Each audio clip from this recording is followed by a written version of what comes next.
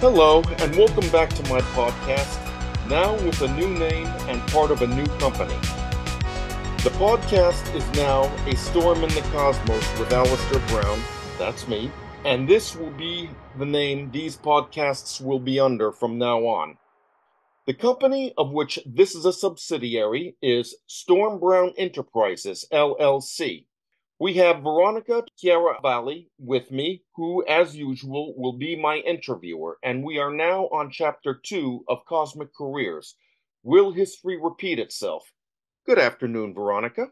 Good afternoon, Alistair. It's good to be back for another chapter of Cosmic Careers. We've discussed in the last podcast that the pursuit of profit, as well as homesteading, research, and production, might look like that everybody who ventures up there will get along.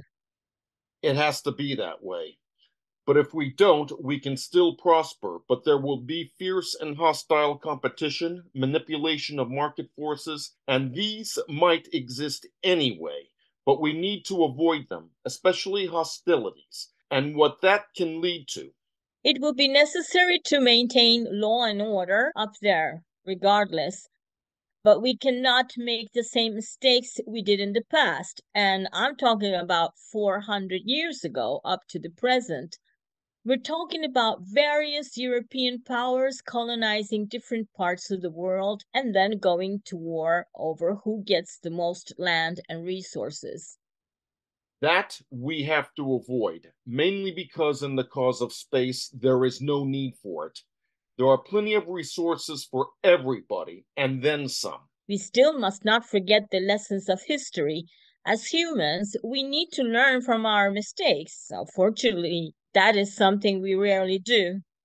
Which reminds me of the British Empire and how it formed. Tell me about it.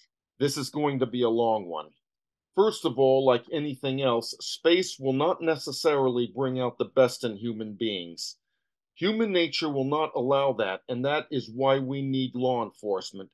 But we cannot have competing companies or nations going to war with each other. The rise of the British Empire began with adventurers and entrepreneurs, not the British Crown. These were companies that sailed from Britain to different parts of the world in search of goods and raw materials to bring back to Britain or to any other place willing to buy them. There were four major companies, all private, that brought about the rise of the British Empire. All of these opened up worlds of opportunities, not only for entrepreneurs, but ordinary laborers simply looking for work. The Hudson's Bay Company, with an S, began its commercial presence in North America, trapping animals with valuable furs from Canada to the Great Lakes. The company then set up a fishing industry off the Grand Banks in Newfoundland. The next and the largest was the British East India Company. They established small settlements in India to obtain tea, spices, cotton, silk, indigo, saltpeter, and opium. Now, the opium went to China, resulting in the deterioration of China, which led to the Opium Wars, and this eventually led the British seizing Hong Kong. From this port, the British were able to obtain Chinese porcelain and silk. In 1600, Queen Elizabeth I granted the East India Company, now in full bloom, a royal charter which made them a monopoly. This lured wealthy merchants to fund the venture with over £70,000 of their own money. In order for the East India Company to protect themselves, they established their own army to defend not only from pirates, but from other competitors, and they wanted to seize land. For example, they did seize control of a state in Bengal, and it didn't end there. These were all security forces like we will establish in space. Our space security forces won't be like that. No, and this will be discussed shortly. Back then, each company had their own individual security force, resulting in skirmishes with each other. In space, there would and should be a unified security force apart from any company and country that would protect every entity, no matter who they are, mostly from each other. There has to be law enforcement in space, no question. The more people that migrate, the more we're going to need law enforcement. This will just be a part of our infrastructure like we have on Earth. As it will be in the future, security forces back then were formed for a reason. As for the British East India Company grew, seaports were established to ship the goods they've acquired. This meant hiring workers to load these ships. Some workers were native to the land where the British stationed their ports, but many were also from Britain. To support all these workers, homes were built for these workers to live, and farms were planted as a source of food for the workers, and the settlement grew into towns and then cities. These security forces protected them, but eventually the British Royal Army and Navy came to replace these private security forces and to protect the workers, the resources, and the ships at sea from pirates and militaries from other countries such as France, Spain, Holland, and Portugal. More and more land was claimed and colonies were formed. These settlements, later towns and cities, gave the British people chances for work and a new life outside of their home country. Of course, the British Crown ended up colonizing these lands. That was the way the British and other countries like France, Spain, Portugal, and Holland claimed all their land. Of course, these countries fought each other and took some land from them. It was survival of the fittest, in this case, empires. The strongest gets the most land. You've mentioned two more companies. They are the Virginia Company and the Levant Company. I've heard that the Virginia Company helped to establish the United States. How was that?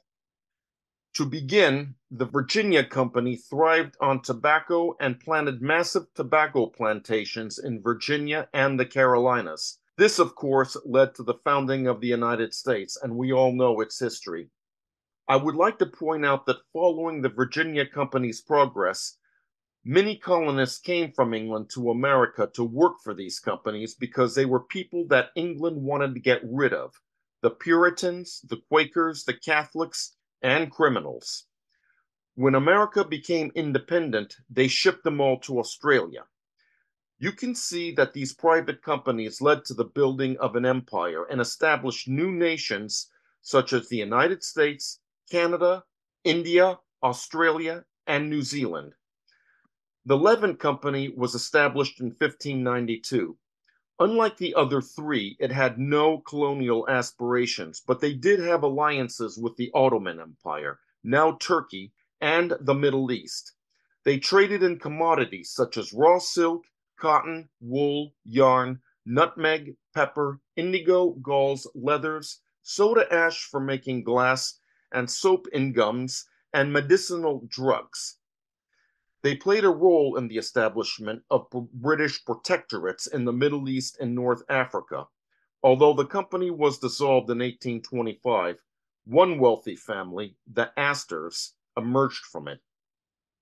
Because of more people settling in the British ports worldwide, along with seaports and stations on islands to resupply ships, the British Empire formed, and so did the French, Dutch, Spanish, and Portuguese empires with their own merchants, ports, and colonies, mostly in South America and Africa.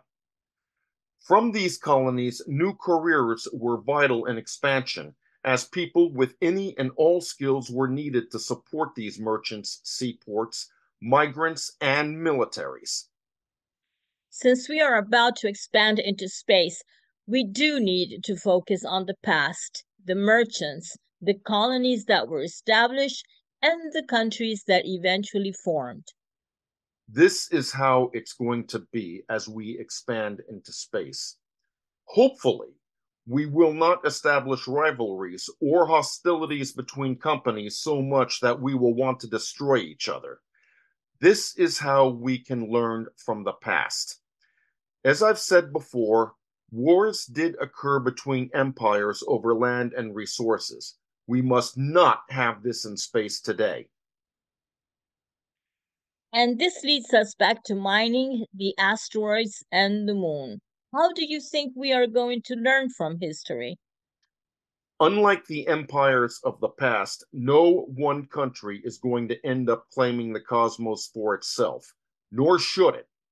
The resources of space are infinite, making the need for war over resources completely unnecessary. As for China, and they are progressing in space, any company that comes across an asteroid with rare metals China now has can make a fortune, lessening China's economic hold on the world. I have mentioned in a previous podcast that China puts out more rare earth minerals than the rest of the world combined. Considering that China has suffered over a century of humiliation, the Opium Wars being no exception, having their resources confiscated brutally by Western powers brought China to its knees economically. Then they started to rise again in the late 1940s, slowly but surely, and made a comeback with a vengeance. It's no wonder that they would exercise their newfound power to the world, both economically and militarily. Now we are in need of these resources, both industrially and militarily, that China has. There is also the United States and Australia and other countries that have these same minerals, but only a tiny fraction of what China has. The other alternative is recycling from old, obsolete electronic systems we already have containing these resources. The good news here is that our technology in extracting these minerals from old devices is greatly improving, which could help save the environment as well. So this brings us back to mining the moon and asteroids. Mining the moon, and especially the asteroids, will bring fortunes to companies that mine them. They will be based in their own individual countries back on Earth, and they will pay taxes. But these countries will not be forming empires in space, not even China and not the United States. Each company, big or small, will be its own entity. Also, one must not claim a whole cluster of asteroids or a large portion of the moon. One must claim one asteroid at a time. Now, during the Alaska Gold Rush, when one staked out a claim to either mine or pan for gold, you don't just choose a picked piece of land to mine or spot on the creek to pan. You have to go to the local recorder's or clerk's office to file a claim. This is how it will be in space. If a company claims an asteroid or stakes out land on the moon, a claim will have to be filed one asteroid at a time to give everyone their fair share and to maintain order. Now, asteroids can be sold, and so can land on the moon or portions thereof. One proposal for the moon would be to give a huge land grant on the moon and allow the claimant to sell portions of it to pay for the cost of developing it.